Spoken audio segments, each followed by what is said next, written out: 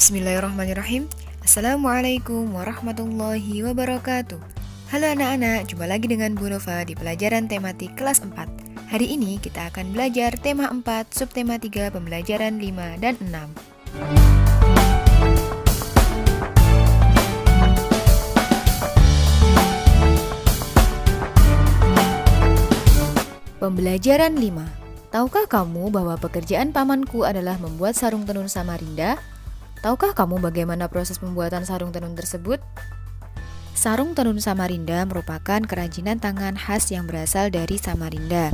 Nah, sarung ini merupakan jenis kain tenun tradisional karena cara membuatnya masih menggunakan alat yang sederhana, yaitu dengan alat tenun yang bernama gedokan. Jadi bukan dengan mesin. Jadi pembuatannya pun juga memerlukan waktu yang cukup lama. Gambar berikut ini menunjukkan proses pembuatan kain dan baju. Proses ini dimulai dari diambilnya kapas dari pohonnya. Nah, kapas-kapas ini akan digiling dan dipisahkan dengan bijinya. Selanjutnya, kapas-kapas ini akan dipintal dengan alat pemintal menjadi benang-benang. Nah, proses pemintalan ini disebut dengan spinning. Selanjutnya, benang-benang yang sudah jadi akan ditenun dengan alat tenun yang bernama gedokan. Nah, nanti hasilnya adalah lembaran-lembaran kain. Lembaran-lembaran kain yang sudah jadi akan dikirim ke penjahit untuk dibuat pola bajunya. Setelah pola baju jadi, penjahit akan menjahit baju ini dan jadilah baju yang bisa kita gunakan.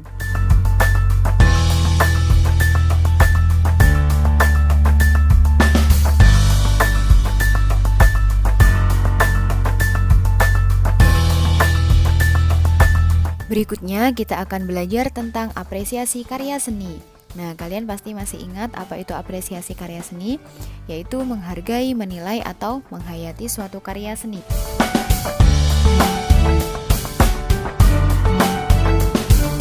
Pembelajaran 6. Apakah kamu masih ingat cerita tentang tupai dan ikan gabus? Ayo temukan pembelajaran berharga dalam cerita tersebut. Dongeng merupakan cerita khayal yang tidak benar-benar terjadi.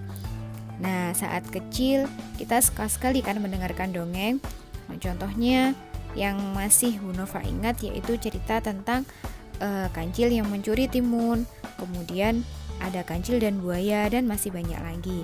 Nah, dalam sebuah dongeng, tokoh-tokoh yang ada bisa manusia, kemudian ada hewan dan juga ada tumbuhan.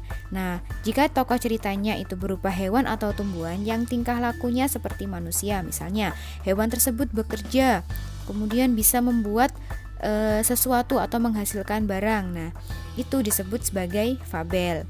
Kemudian dalam sebuah dongeng juga ada unsur-unsurnya. Yang pertama adalah tokoh. Nah, tokoh ada tokoh pembantu dan tokoh utama.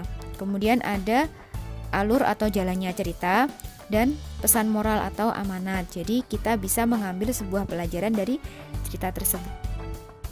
Baik anak-anak, sekarang kalian bisa membaca kembali cerita tentang tupai dan ikan gabus yang ada di halaman 95 ya.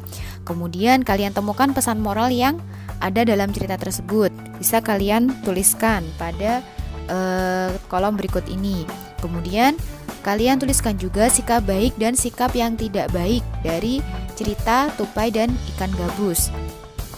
Oke anak-anak, sekian materi kita hari ini. Semoga bermanfaat. Wassalamualaikum warahmatullahi wabarakatuh.